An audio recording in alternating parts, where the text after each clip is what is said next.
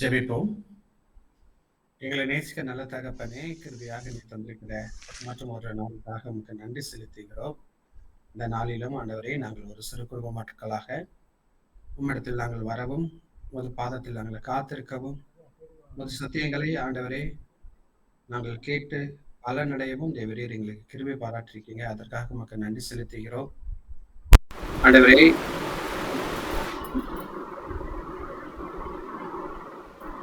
முடியும் வரை பிரசன்னமையோடு இருக்க வேண்டுமாறு மாட்டாகிறோம்.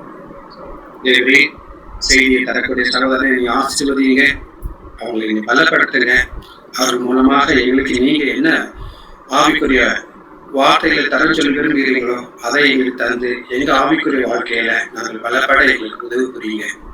ஆண்டவரே, ஆரம்பம் முதல் முடிவு வரை புது பிரசனம் எங்களோடு தங்கி இருக்கட்டும். இயேசு மூலம் ஜெபிக்கிறோம் பிதாவே. ஆமென். ஆமென். இந்த நாளுக்குரிய சிந்தையை நாம் பார்க்கும் பொழுது அது லூக்கா 16ஆம் அதிகாரத்திலே 34ஆம் வசனத்திலே இப்படிதான் பார்க்கிறோம். கண்ணானது சரீரத்திற்கு விளக்காய் இருக்கிறது. உன் கண் தெளிவாக இருந்தால் உன் சரீரம் முழுவதும் வெளிச்சமாக இருக்கும். உன் கண் கெட்டதாக இருந்தால் உன் சரீரம் முழுவதும் இருளாக இருக்கும். இந்த இடத்துல கண்ணையும் ஒரு விளக்கையும் கம்பேர் பண்ணி கத்தர் போட்டிருக்காரு. தெரிஞ்சது என்னன்னாக்கா, ஒரு விளக்கும் கண்ணும் ஒன்றாக முடியாது. ஏன்னு சொன்னால், ஒரு விளக்க ஒரு இருண்ட அறைக்குள் சென்றால் கட்டாயமாக எல்லாருக்கும் கண் தெரியும், எல்லாம் அங்கே இருக்க எல்லா ஆப்ஜெக்ட்ஸும் தெரியும்.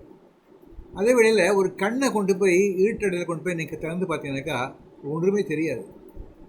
ஆனால் கத்த இடத்துல ஏன்னா இந்த விளக்கை ஒளியை கொடுக்கும், கண் அந்த ஒளியின் நிமித்தமாக தடையில்லாமல் அந்த கண் பார்க்க முடியும். ஆனால் ரெண்டுக்கும் ஒரு கம்பேரிஷன் சொன்னோம்னாக்கா, விளக்கு நன்றாக தான் எரியும். ஆனால் அதற்கு இட் டிபெண்ட்ஸ், அதுக்கு எது மேலே ஆதாரப்பட்டிருக்குனாக்கா, அந்த இடத்துல ஒரு நல்ல சூழ்நிலை இருக்கணும். ஒரு வேளை காற்று அடிச்சுட்டு இருந்தாக்கா நல்லா எரிய முடியாது. அதே விதமாக அங்கே ஒரு வேளை அந்த திரி கொஞ்சம் சரியாக இல்லைனாக்கா, இல்லாட்டி அங்கே அதில் எண்ணெய் இல்லைனாக்கா சரியாக எரியாது. அப்போ நம்ம அந்த பார்க்கும் தன்மையில் வித்தியாசம் ஏற்படும். அதே விதமாக கண்ணும் பார்வை நன்றாக இருந்தால்தான் நமக்கு கண் தெரியும். தூரம் இருக்கிறவங்களுக்கு கிட்ட பார்க்கிறவங்களுக்கு தூரம் தெரியாது, தூரம் இருக்கிறவங்களுக்கு கிட்ட பார்க்க தெரியாது. இப்படி பலவிதமான குறைபாடுகள் பார்வையில் இருக்குன்னு சொல்லி பார்க்குறோம். ஆகையால் தான் கர்த்தர் விளக்கையும் கண்ணையும் ஒப்பிட்டு பார்த்துருக்கிறார். இப்போ நம்ம வாழ்க்கையில் பார்த்தோம்னாக்கா, மார்க்கு 3ஆம் அதிகாரம் 8ஆம் அதிகாரம் 23ஆம் வருஷத்தில் அவர் குருடனுடைய கையை பிடித்து ஒரு கிராமத்துக்கு வெளியே அழைத்து கொண்டு போய் அவன் கண்களில் உமிழ்ந்து அவன் மேல் கைகளை வைத்து எதையாகிலும் காண்கிறாய் என்று கேட்டார். ஆண்டவர் சாதாரணமாக அற்புதம் செய்கிறது இந்த மாதிரி வித்தியாசமாக செய்ய மாட்டார். சொல்வார், நடந்துடும். குஷ்டரோகியை பார்த்து குணமாக சொட்டார், குணமாயிட்டான். சுகமாகன்னு சொன்னார், சுகமாயிட்டான். அநேக குழலுக்கு பார்வையடையும் சொன்ன உடனே விசுவாசி ஆரம்பித்து சொல்லுவார், உடனே அவன் ஆகிடும். ஆனால் இந்த இடத்துல பார்த்தோம்னாக்கா அப்படி நடக்காமல் இந்த இடத்துல ஒரு வித்தியாசமாக காரியம் நடக்குது. அவர் அவனை அழைத்துட்டு போய் அவன் கண்ணில் உமிழ்ந்து அவன் மேலே கை வச்சு சுகமாகன்னு சொன்னார். சுகமாக அவனை கேட்டார். உடனே அவன் என்ன சொல்கிறான், ஏறெடுத்து நடக்கிற மனுஷரையும் மரங்களை போல காண்கிறேன் என்றார். முழு சுகம் கிடைக்கல, ஒன்லி பார்ஷியல் தான் கிடைச்சிது. அது பிறகு 25ஆம் வருஷம் பார்த்தோம்னாக்கா, பின்பு அவர் மறுபடியும் கண்கள் மேல் கையை வைத்து, இப்போ அவன் மேலே கை வைக்கல, கண் மேலே கை வச்சார். கை வைத்து ஏறிட்டு பார்க்கும்படி செய்தார். உடனே அப்போ என்ன பண்ணால் அவனால் சுத்தமடைந்து எல்லாம் பார்க்க முடியும். இதுக்காக கத்தை இப்படி வித்தியாசம் செய்கிறார் நோக்கம் இருக்குது. அதில் இந்த ஒரு காரியத்தை அவர் வெளிப்படுத்த விரும்புகிறார். கண் பார்வை விளக்கை போன்றது. எப்பொழுதும் அதை உடனே நமக்கு அந்த பார்வை கிடைச்சிட முடியாது, தெளிவாக கிடைக்க முடியாது. அங்கே கண் பார்வை தெளிவாக இருக்கணும்.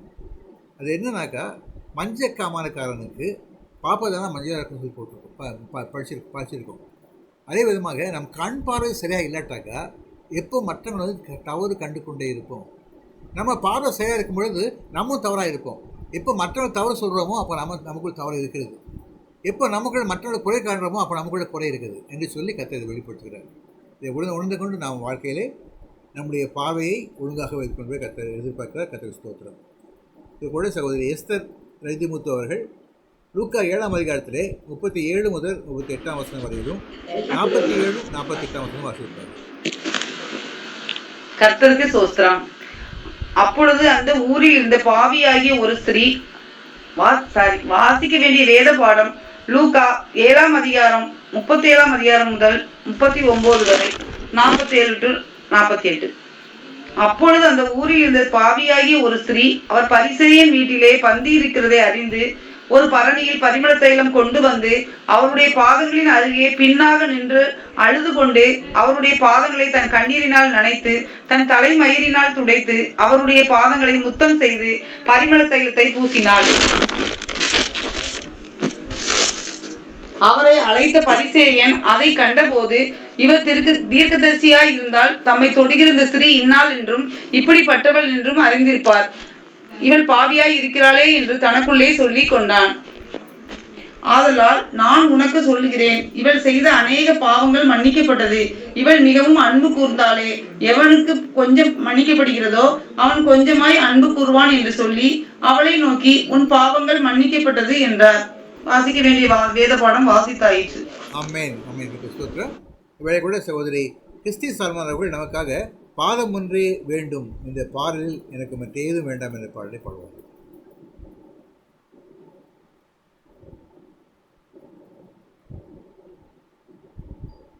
கிறிஸ்டி ரெடிமா?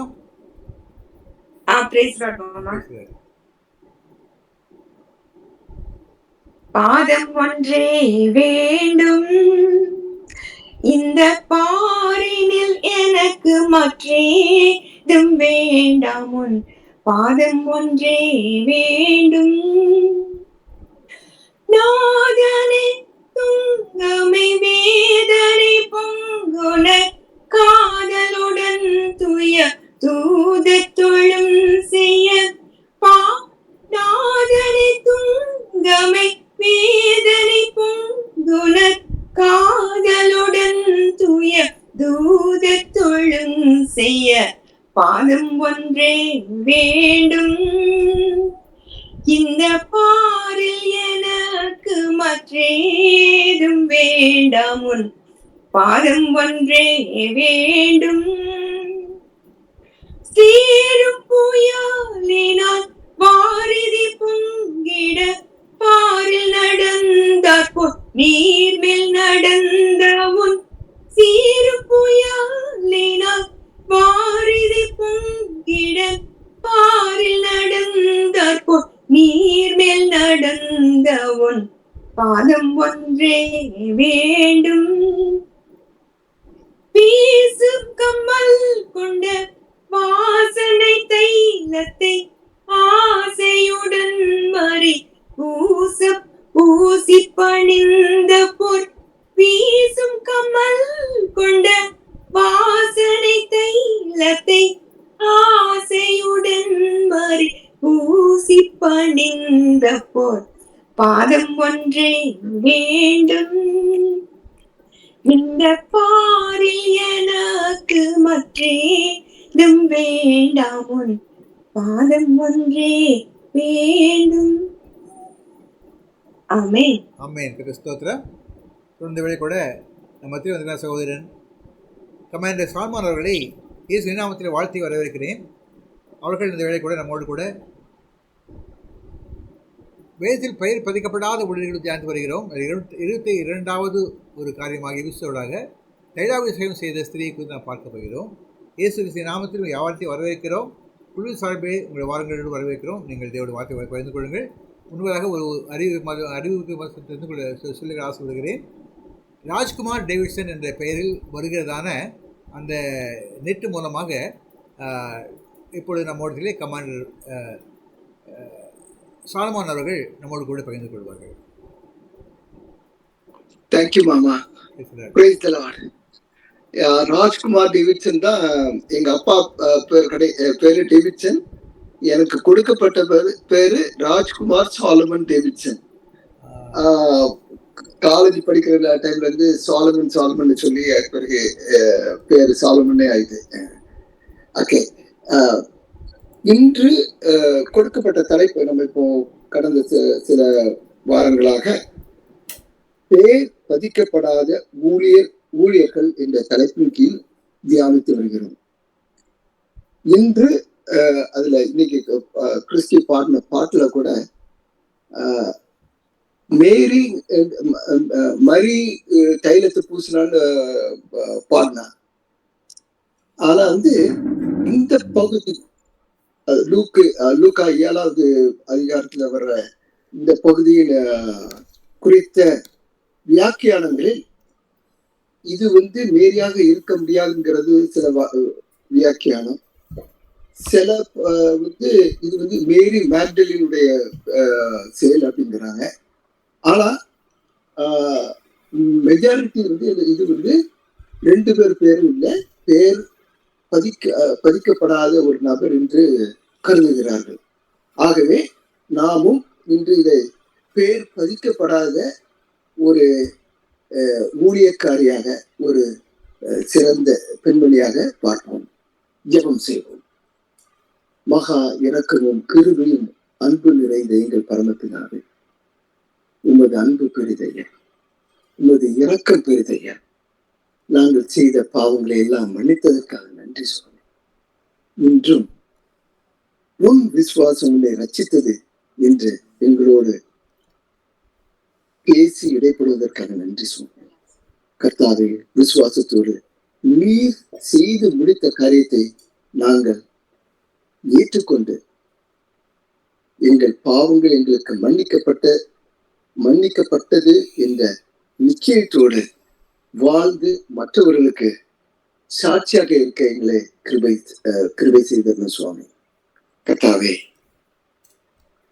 நாங்கள் ஒரு வார்த்தை கூட பேசாத இந்த பெண்மணியை போல எங்கள் செய்கைகளினாலே நீர் யார் என்பதையும் நாங்கள் உமக்குள் யார் என்பதையும் தெளிவுபடுத்த கிருபை தாரு சுவாமி. கர்த்தாவே, நாங்கள் இந்த பகுதியை தியானிக்கும் பொழுது நீர் பேசும், நீர் இடைப்படும், எங்களுக்கு வேண்டிய வார்த்தைகளை நீர் கொடும். இயேசுவின் இனிய நாமத்தில் ஜெபம் கேட்பதாவே, ஆமென். ஓகே, இன்னைக்கு கொடுக்கப்பட்ட பகுதியில அவங்க வாசல் 37வது வசனத்திலிருந்து வாசித்தாங்க. அப்பொழுது அந்த ஊரில் பாவியாகிய ஒரு ஸ்திரீ அப்படிங்கிறது ஸ்டார்டிங். 36வது வசனத்துல பரிசேயரில் ஒருவன் தன்னுடைய போஜனம் பண்ண வேண்டும் என்று இயேசுவை வேண்டிக் கொண்டான் அப்படின்னு ஆரம்பிக்கிறது. அவர் அந்த பரிசேயனுடைய வீட்டில் பிரவேசித்து பந்தி இருந்தார் என்பது 36. லூக்கா, அதாவது டாக்டர் லூக்கா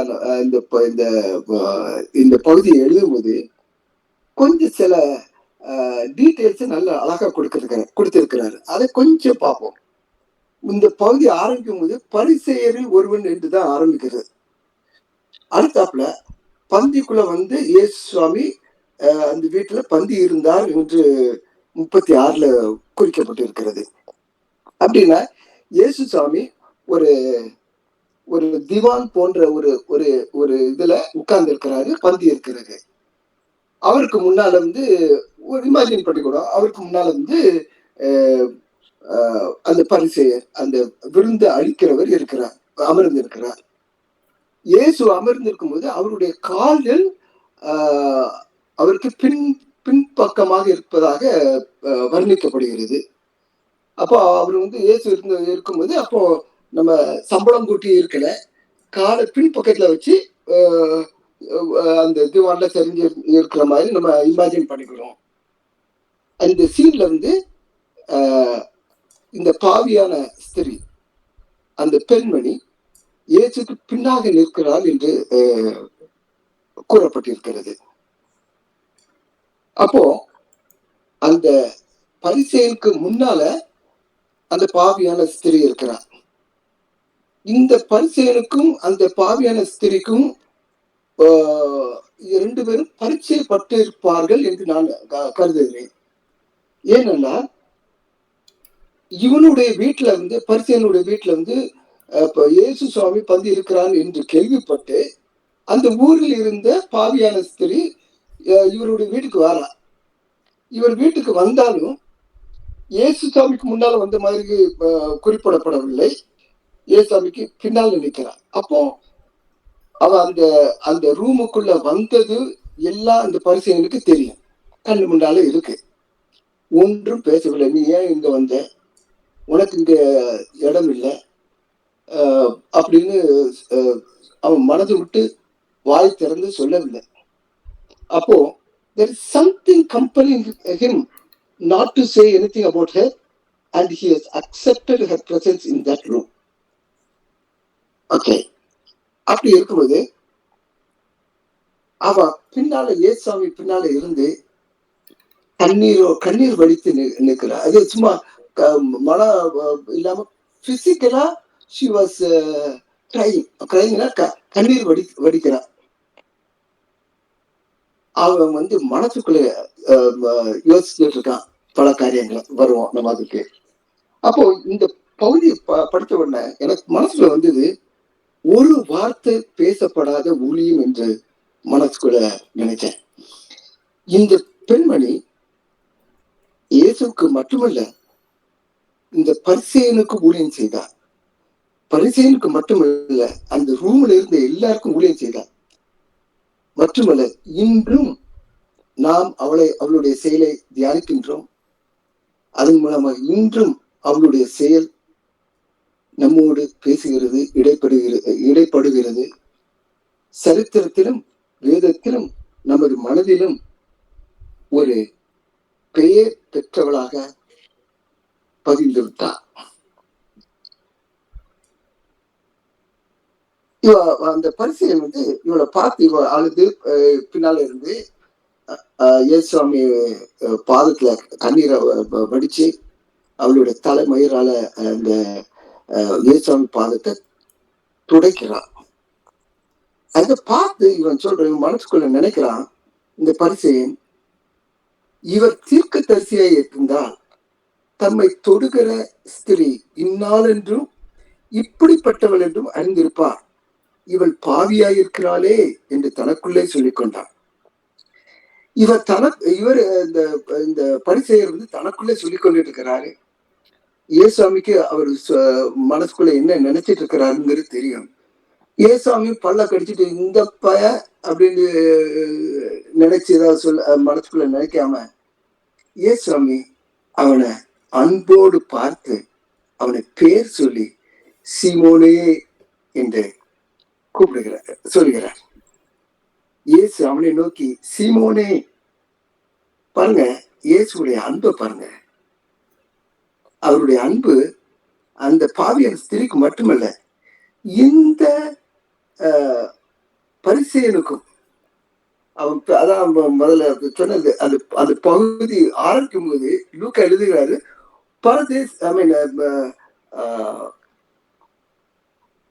பரிசேயரில் ஒருவன் ஆரம்பிக்கிறாரு. இங்க இயேசு அவனை நோக்கி சீமோனே, ஒரு அன்பு நிறைந்து அவனை பர்சனலைஸ்ட, அவனுடைய பேரு எனக்கு உன்னோடு ஒரு பரிச்சயம் உண்டு என்று காண்பிக்கும் வகையில் இயேசு அவனை நோக்கி சீமோனே, உனக்கு நான் ஒரு காரியம் சொல்ல வேண்டும் என்றார். இயேசு கிறிஸ்து அன்பாக அவனுடைய மனதை தொடுகிறார். ஒருவனிடத்தில் 2 பேர் கடன் பட்டிருந்தார்கள். ஒருவன் 500 வெள்ளிக்காசும் மற்றும் 50 வெள்ளிக்காசும் கொடுக்க வேண்டியதா இருந்தது. கொடுக்க அவர்களுக்கு நிர்வாகம் இல்லாத போது, இது முக்கியமான பார்க்க வேண்டியது, 2 பேருக்கும் they didn't have the means to pay back the debt.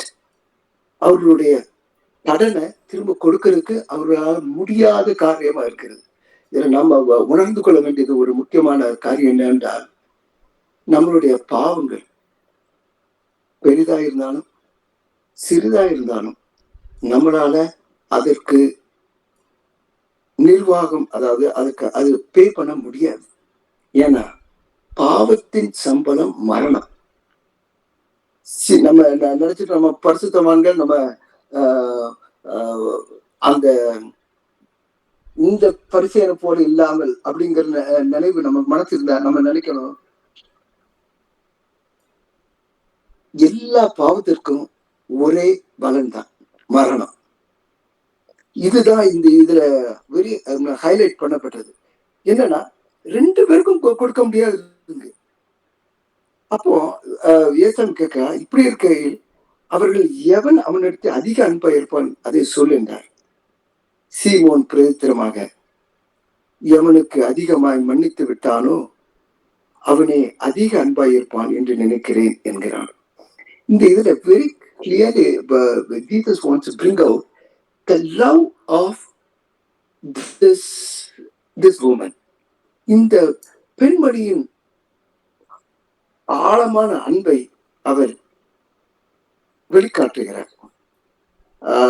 45 வசனம் அவர் சொல்றாரு, இவளோ நான் உட்பிரவேசித்த முதல் என் 47ல அவர் ஏசாமி கிளியரா ஹைலைட் பண்றாரு, இவள் மிகவும் அன்பு கூர்ந்தாளே. அப்போ இந்த இந்த ஓமையை கடவுள் சொல்லும்போது இந்த பெண்மணி மிகவும் அன்பு கூர்ந்தான். அதாவது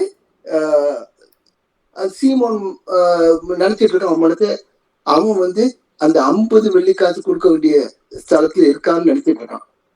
அவன் நினைக்கல, அவனுடைய ஏசாமியை அர்த்தப்படுத்துகிறார். இந்த பரிசேயர் 50 வெள்ளிக்காசு கொடுக்கக்கூடிய நிலைமையில இருக்கிறான். அவ்வளவு 500 வெள்ளிக்காசு கொடுக்க வேண்டிய நிலைமையில இருக்கிறார். ஆனா ஏசாமி என்ன சொல்றாருன்னா, ஏசாமி இந்த பகுதியை என்ன சொல்றாருன்னா, முதல்ல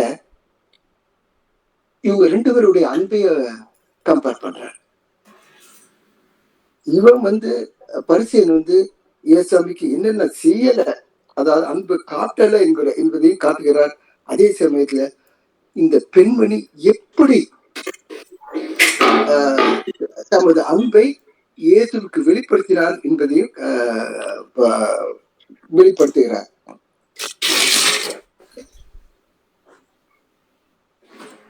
இந்த பெண்மணி இதுல இன்னொரு காரியம் நான் வந்து I want to highlight one more thing. என்னன்னா, இயேசு சுவாமி உட்கார்ந்து 44வது வசனத்துல என்ன எப்படி போட்டிருக்குன்னா, இயேசு இந்த பெண் ஸ்திரீயிடம் திரும்பி சீமோனை நோக்கி அப்படின்னு கான்வர்சேஷன் ஆரம்பிக்குது. அதாவது ஏசாமிக்கு முன்னால சீமோன் இருக்கிறான், ஏசாமிக்கு பின்னால வந்து அந்த பெண்மணி இருக்கிறா. இப்போ ஏசாமி தமது உடலை திருப்பி அந்த பெண்மணியை பார்க்கிறார். இப்போ ஏசாமி அந்த பெண்மணியை பார்க்கும்போது சீமோனுடைய அட்டென்ஷனும் அந்த பெண்மணி கேட்ட போகுது. ஆனா இயேசு சாமி பேசுறது எல்லாம் சீமோன் கிட்ட. அப்போ இயேசு ஸ்திரீனிடமா திரும்பி சீமோனை நோக்கி, இந்த ஸ்திரியை பார்க்கிறாயே அப்படிங்கும்போது, இந்த ஸ்திரியை பார்க்கிறாய்ங்கும்போது இயேசுவையும் பார்க்கிறாரு, சீமோனும் பார்க்கிறார். He brought his attention to the love what this woman did. நான் உன் வீட்டில் பிரவேசித்தேன், நீ என் கால்களுக்கு தண்ணீர் தரவில்லை. இவளோ கண்ணீரால் என் கால்களை நனைத்து தன் தலைமயிரினால் அவைகளை துடைத்தார். Comparison between the love of both the people. நீ என்னை முத்தம் செய்யவில்லை. இவளோ நான் பிரவேசித்த முதல் என் பாதங்களை ஓயாம முத்தம் செய்தார். நீ என் தலையில் எண்ணெய் பூசவில்லை. இவளோ என் பாதத்தில் பரிமள தைலம் பூசினார் என்றார். ஆதலால் நான் உனக்கு சொல்லுகிறேன், இவள் செய்த அநேக பாவங்கள் மன்னிக்கப்பட்டது. இதுல வந்து கிளியரா ஏசாமி சொல்லிட்ட, இவள் செய்த பாவங்கள் எல்லாம் மன்னிக்கப்பட்டது. இந்த தருணத்தில் அவ வந்து கண்ணீரால் நனைத்து தலைமயிரால் துடைக்கும் பொழுது அவர் பாவத்தை மன்னிக்கல. அதுக்கு முன்னாலே மன்னிச்சுட்டாரு ஏசாமி. there was an interaction between her and Jesus before. இயேசுவோடும் அந்த பெண்மணியோடும் சில ஏதோ இன்ட்ராக்ஷன் முன்னாலே நடந்திருக்கு. அதுல வந்து இயேசு சுவாமி அவளுடைய பாவங்களை மன்னித்து விட்டார். அதை நினைத்து, அதாவது அந்த 500 வெள்ளிக்காசை மன்னித்தது போல இவர் மன்னித்து விட்டார். அதை நினைத்து இவள் தனது அன்பை வெளிப்படுத்துகிறாள். அவள் மனத்துல நினைச்சிருப்பா, அவன் worthy to even enter into the Pharisee's house. எப்படி இவன் என்னை பாக்குறான்? பேசல, வாய் திறந்து வெளியே போன்னு சொல்லல. ஆனா அவன் மனசுல இருக்கிறது அவன் கண்ணுல தெரியுது, அவன் பாவத்தில் தெரிகிறது, அவனுடைய உடல் பாவத்தில் தெரிகிறது. அவளை ஒரு மாதிரி பார்த்திருப்பான், எல்லாம் செய்திருப்பான். இருந்தாலும் அவள் நினைத்தது ஒன்றே ஒன்று, அவளுடைய போக்கஸ் எல்லாம் ஒன்று, என்னன்னா இயேசு சாமி என் பாவத்தை மன்னித்தார். அந்த அந்த அந்த நோக்கத்தோடு அவனையோ அந்த ரூம்ல இருந்த மற்றவர்களையோ பார்க்காம, இந்த மாதிரி நான் பப்ளிக்கா வந்து இப்படி பண்றேனே, ஏசாமி கால தலை மேல வச்சு துடைக்கிறேனே, இது எம்ப்ராசிங்னு நினைக்கல. இது மற்றவர்களை பார்க்காம இயேசு சாமியை மட்டுமே பார்த்து அவர் செய்த என் பாவ மன்னிப்பை உணர்ந்து என்னை புதிய மனுஷியாக, எனக்கு புதிய வாழ்வு தந்த இயேசுவை நினைத்து, அவருடைய அன்பையும் அவர் செய்த செயலையும் நினைத்து மற்றவர்களை பார்க்காமல் அவள் ஊழியம் செய்தார் இயேசுவுக்கு. இந்த காரியத்தின் மூலமாக மற்ற இருந்தவர்கள் எல்லாருக்கும் ஒரு பெரிய ஊழியத்தையும் பெரிய சத்தியத்தையும் இயேசு வெளிப்படுத்தினார். என்னன்னா, இயேசு சாமி சொல்றார், பாவங்கள் மன்னிக்கப்பட்டது. இவள் செய்த அநேக பாவங்கள் மன்னிக்கப்பட்டது. இவள் மிகவும் அன்பு கூர்ந்தாரே, எவனுக்கு கொஞ்சம் மன்னிக்கப்பட்டதோ அவன் கொஞ்சம் அன்பு கூறுவான் என்று சொல்லி அவளை நோக்கி உன் பாவங்கள் மன்னிக்கப்பட்டது என்றார். இப்போ he is giving an assurance to her again. 48 வாசிக்கிறோம், உன் பாவங்கள் மன்னிக்கப்பட்டது என்பது அந்த நேரத்தில் இல்ல. He is giving an assurance that yes, your sins were forgiven and it will never be remembered. இதை நினைக்க நீ மனசுக்குள்ள நினைச்சுக்க, ஐயோ இந்த உலகம் எப்படி என்னை ஏற்றுக்கொள்ளும் என்று நினைத்திருக்கலாம். ஒருவேளை நம்ம கூட நினைச்சுப்போம், எங்கள் முன்னோர்கள் செய்த பாவத்தினால இந்த இதோ அப்படின்னு. இல்ல, இயேசுவி எல்லாத்தையும் மன்னிச்சுட்டாரு, எல்லாத்தையும் he paid. Every sin has to be paid. பாவத்தின் சம்பளம் மரணம். பெரிய பாவமா சின்ன பாவமா, 50 வெள்ளிக்காசோ 500 வெள்ளிக்காசோ, எல்லா டெட்டையும் அவரு அடைச்சிட்டார் எங்க சிலுவையில. இப்போ சிலுவைக்கு போறதுக்கு முன்னால இது சொல்றாரு, என்ன சொல்றாருன்னா, உன் பாவங்கள் மன்னிக்கப்பட்டது. அதனால இந்த பரிசேயருக்கும் வேத பாரர்களுக்கும் இதை வந்து இந்த கான்செப்ட் வந்து அண்டர்ஸ்டாண்ட் பண்ண முடியாத சூழ்நிலை. இன்று நமக்கு கொஞ்சம் ஈஸியா அண்டர்ஸ்டாண்ட் பண்ண முடியும்.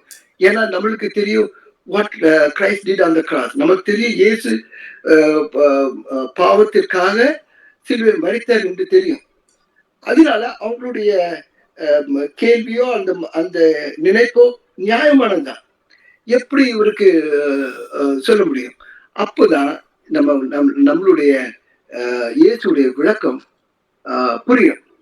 என்னன்னா, மனுஷகுமாரனுக்கு பாவங்களை மன்னிக்க அதிகாரம் உண்டு. இந்த பரிசேயர்கள் வேத பாரர்களுக்கும் அவர்களுக்கு வேதம் தெரியும். அவர்களுக்கு தெரியும் மேசியா வருவார், பாவத்திற்காக மரிப்பார் என்பது தெரியும். அந்த தெரிந்த சத்தியத்தை உணர்த்துகிறார். நான் தான் மேசியா, நான் தான் பாவத்துக்கு பரிகாரம். இப்போ வந்து ஒரு சின்ன கருத்தை பார்ப்போம். எப்படின்னா, இந்த உணர்தலுக்காக நான் வந்து பரமபிதாவை இயேசுவோடு செப்பரேட் பண்ணி பார்க்கிறேன். எப்படின்னா, பரமபிதா ஓல்டு டெஸ்டிமெண்ட்லயும் நியூ டெஸ்டிமெண்ட்லயும் பாவத்திற்கு சம்பளம் வந்து மரணம். ஓல்ட் டெஸ்டிமெண்ட் பீப்புளா இருந்துச்சுன்னா, நியூ டெஸ்டிமெண்ட் பீப்புளா இருந்தா பாவத்தின் சம்பளம் மரணம். இயேசு சிலுவையில் மரித்ததன் மூலம் அவர் பாவத்திற்குரிய சம்பளத்தை பரமபிதாவிற்கு செலுத்தி விட்டார். இப்போ நியூ டெஸ்ட் புதிய ஏற்பாட்டின் பிள்ளைகளாக நமக்கு நாம் செய்த பாவத்தையும் செய்ய போகின்ற பாவத்தையும் எல்லாத்தையும் மன்னித்து விட்டார் என்ற நிச்சயம் நமக்கு இருக்கிறது. இயேசுவை விசுவாசிக்காதவர்களுக்கும் அல்லது இயேசுவை விட்டு பின் போனவர்களுக்கும் இந்த சத்தியம் பொருந்தும். அவர்களுடைய பாவங்கள் மன்னிக்கப்பட்டது. ஆனா இதுல ஒரு வித்தியாசம் என்னன்னா,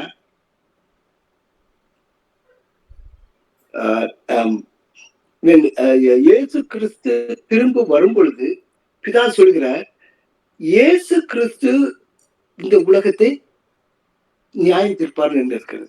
பரமபிதா இல்ல, இயேசு கிறிஸ்து. ஏன்னா இயேசு கிறிஸ்து தான் எல்லாருடைய பாவத்திற்கும் பரிகாரம் செய்தார். அந்த பாவத்திற்குரிய சம்பளத்தை பே பண்ணிவிட்டார் இயேசு கிறிஸ்து. அதனால பரமபிதா அந்த அதிகாரத்தை இயேசு கிறிஸ்து கொடுத்திருக்கிறார். இயேசு கிறிஸ்து நிச்சயமாக he will separate the lamb and the sheep. ரெண்டு தரப்பாரி குறிப்பார். யார் விசுவாசித்து அவர் சொன்னபடி செய்தார்களோ அதையும் அவர்களையும்,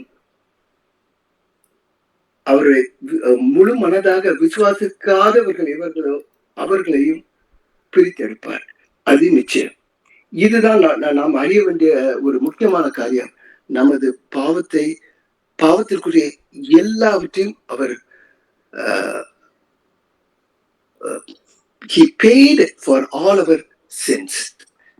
Okay. So இந்த கடைசி இதுக்கு வரும். அப்பொழுது கூட பதியிருந்தவர்கள் பாவங்களை மன்னிக்கிறது இவன் யார் என்று தங்களுக்குள்ளே சொல்லிக் கொண்டார்கள். ஸோ அதற்குரிய எக்ஸ்பிளனேஷன் இந்த பகுதி மூலமாக அவர்கள் மனதில் உறுத்தப்பட்டிருக்கும் என்று நான் விசுவாசிக்கிறேன். Jesus said to the woman, அவர் அந்த ஸ்திரியை நோக்கி, உன் விசுவாசம் உன்னை ரட்சித்தது, சமாதானத்தோட போ என்றார். உன் விசுவாசம் உன்னை ரட்சித்தது. அவ விசுவாசத்தோடு வந்திருப்பான். என் இயேசு கிட்ட போனா என் மனதுக்கு சமாதானம் கிட்டும். நான் பெற்ற இந்த ரட்சிப்பு உறுதிப்படும் என்ற விசுவாசத்தோடு வந்திருப்பாள். இயேசு கிறிஸ்து அவருடைய ரட்சிப்பை உறுதிப்படுத்தினார். உன் விசுவாசம் உன்னை ரட்சித்தது என்று உறுதிப்படுத்தி நீ சமாதானத்தோடு போ என்று அவளை அனுப்பினார் என்று பார்க்கின்றோம். இதே போல நாமும் வார்த்தைகளினாலோ மற்றபடி ஊழியம் செய்ய நோக்காமல், சில நேரங்களில் நாம் வார்த்தைகளை கொண்டு ஊழியம் செய்ய வேண்டியது இருக்கும். ஆனால் முக்கியமாக நாம் செய்ய வேண்டியது என்னவென்றால், நமது செயல்கள் மூலமாக இயேசு நமக்கு செய்த காரியத்தை பரிபூரணமாக உணர்ந்து அவர் மேல் அன்பு செய்யும் பொழுது அது இந்த நம்மை சுற்றி இருக்கிறவர்களுக்கு ஒரு சாட்சியாக இருக்கும். அது நம்மை சுற்றி உள்ளவர்களுடைய மனதை தொடும்.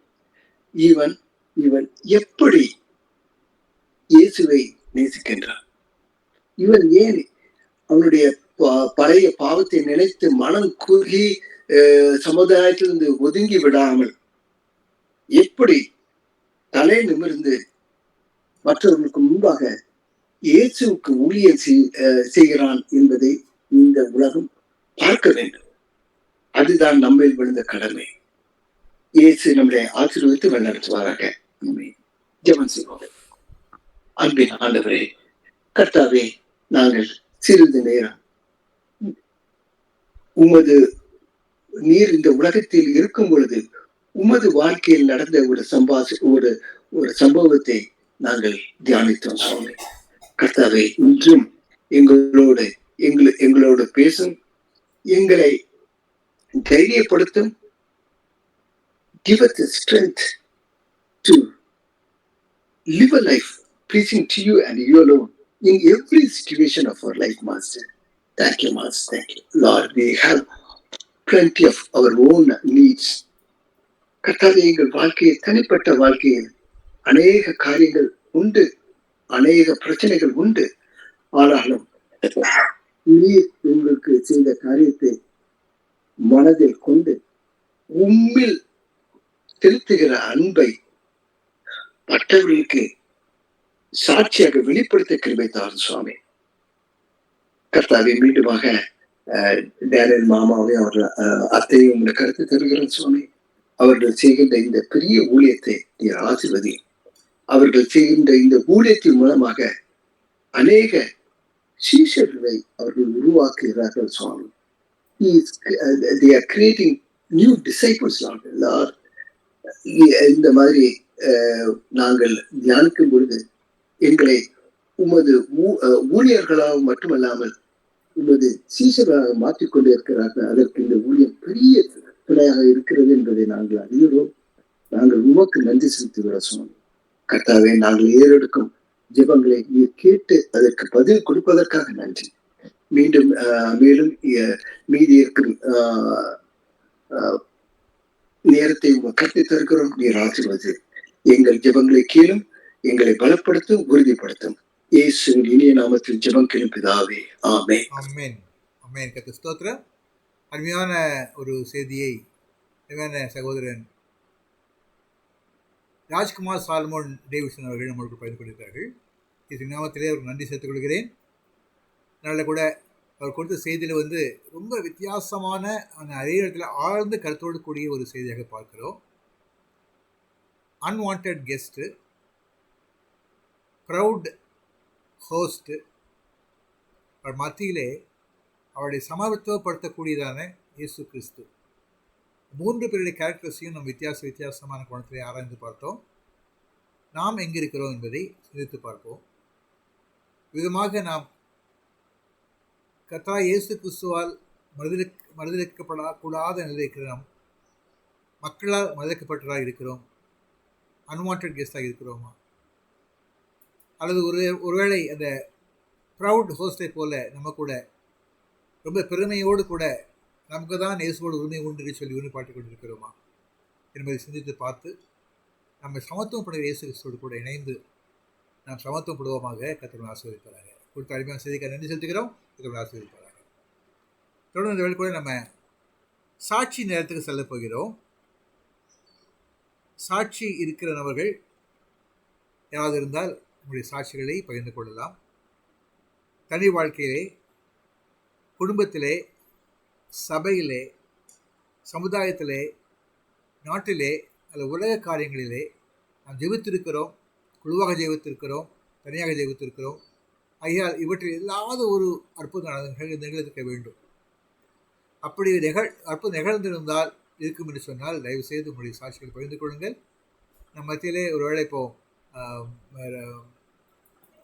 சகோதரி கிறிஸ்டி சால்மான் அவர்கள் நம்மளோடு கூட இணைந்திருக்கிறார்கள். அவர்களுக்காக ஜெபிப்பார்கள்.